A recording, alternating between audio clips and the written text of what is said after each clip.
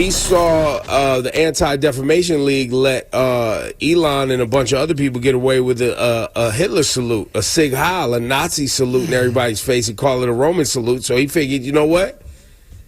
Let me go ahead and take this word and play in people's faces. Ebro's. Why not? Negro. Because nuance is lost. Mm-hmm. Context is lost on many people, not everyone. Mm-hmm. And there is the what did he say? The NIL or something like that? Yeah, whatever he said, the women, the Negro, United Women's Negro Council. These things do exist. These things do exist, and people listening right now be like, yeah, I don't understand why everybody is so upset about being called a Negro. I would like to know when one of those things that he just mentioned, any of them that were created later than 1970, I'd like to know. You're missing the point. No, I'm not. I actually nailed the point. That word. No, it's not his point. That's your point. Oh. The fact. Nothing to worry about. Listen, Rosenberg, this is the time we're in right now, Rosenberg. And I will say this. While he is playing in our face and deserves the button, people always ask for a politician to step down because they're embarrassing themselves or embarrassing us in a job. It's not unheard of, bro. When you do something that people consider to be, morally wrong or legally wrong, people often will be like, you should step down. That doesn't mean you have to, and clearly he's not. And there will be a process. But don't act like it's never happened before and try to act like it's only happening because you're a Negro. Hit the button. Congratulations. You played yourself. Negro, please. I was waiting for that. waiting for that, too. I was waiting for that. Had to do it, right? Negro, please. I also would like to say, public service announcement, do not walk up to black people you don't know and call them a Negro. It won't go well. Facts. Facts. Even though the mayor says it's cool. It won't go well. Laura, what's on your list today? Just because I didn't get to this yesterday, man. So in Texas officials are warning people, please don't go to measles parties. What? Please. Yeah. There are about I think it's a button 146 already. measles cases that have been identified in West Texas. 20 people are in the hospital. One child has died already. Wow. All right. But people, they love to find like whoever the TikTok doctor is or whoever's telling you to take some kind of vitamin. They're having measles parties. They're like, let's just get it and get it over with. Mm-hmm. They're like, please don't do this. Please don't do this. And this is an area where there's like low vaccination rates. But like, what is the measles party? You gather with friends and people in your community so you can get the measles virus. So you can get infected on purpose. So everybody can leave with the measles. That's right. Yes. Wow. Yes. Well, because in their mind, and I think the execution here is, let's just go ahead and get sick so we can build immunity. Mm-hmm.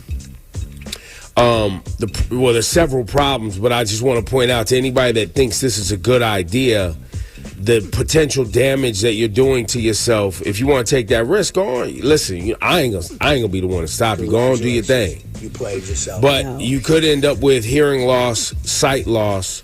Measles can also live in your brain and cause brain damage. It also can erase your what do they call it? Your immune defense memory or something like that, where basically the other immunities that you already have can get wiped out. So then you can end up catching viruses that you had immunity to. But because measles wiped out your immunity, now you hit that again. Hit the button. You get pneumonia, and everybody deals with diseases differently, and you do not know what it's going to do to you. Like, look, there's a child that died. That's one too many. People are here playing games, bro. You know, Laura, maybe it isn't. Unfortunately, maybe it isn't. People didn't learn from the hundreds of thousands of people that died during COVID. We came out of COVID more distrustful of vaccines than we went in. I maintain, I wonder how much people will play around with the vaccine thing if this one, God forbid, really blows up and people see what measles physically looks like. I wonder whether people will be the same way. Because it's a rash, There's right? 150 cases right now in Texas, and it's growing. And by the way, One 2 weeks child ago has it was died. 50. Oh, no. Guys, I'm aware that it's spreading. I'm just saying, that to people will still sound small. That'll still sound like it's not going to affect them. But if it starts, and by the way, it's made it to like 15 states. It's in Jersey. It's right over in Fort Lee, Inglewood. There was like 3 cases. But by the way, every year since I can remember, there's been some measles outbreaks with, certain cultural groups that don't want to get vaccinated. Like I remember a couple years ago, the Hasidic community in Rockland County kept having measles. Doesn't every kid get a measles, mumps, rubella vaccination? Yes, unless you're not vaccinating for religious reasons. And what about adults? Do we have a measles vaccine? You would have already gotten it if you got your regular vaccines. It's been around since I believe the 70s. So meaning we should already be vaccinated from it still, even from back when we were kids? Yeah, once the thing with measles is once you get it, generally speaking, you don't get it again. The problem is when you get it, the amount of damage it could cause could be permanent. But I mean the vaccination. The vaccination, once you get it, you should have immunity. Yeah, you shouldn't necessarily be able to get it. They're not worried about necessarily adults getting it again as much as they're worried about kids dying. Kids who aren't vaccinated yet getting Yes. That's right. it? Got it. That's right. But you can get measles again. That's a thing. I don't want that. Can I say that? I don't personally want that. I don't think any of us want that. No, I don't want that. Well, I have a 1-year-old No, thank here you. that now socially I have to be super careful because she's a baby. Did she get the MMR yet? Not yet. She's about to. Yeah, I'm about to speed that MMR along. The fear that people have in the MMR virus is A, it's a bundle, but also B, it's a live virus. That and is it pronounced varicella, the chickenpox? Those are live viruses. So that's the fear. I will say this though, while this generation of parents get scared about stuff like that, we all got this joint as little kids. That's right. I don't remember having anything. I got the MMR one day and went, ouchie, and never thought about it ever again. And I just never got any of those things ever again. No one wants the mumps. As bad as the measles is, could you imagine having the mumps in 2025? Ugh. Is that even a real thing? I don't want the Mumfords and Sons. No, that's an old-timey disease. What is this, Oregon Trail? I'm not getting mumps. Now, we can't get out of this segment without me doling out the single biggest congratulations you've played yourself in the history of birthday party planning. Really? Uh-oh. We What have never in life seen anything like this, and I love the man who did it. I feel legitimately bad that it happened.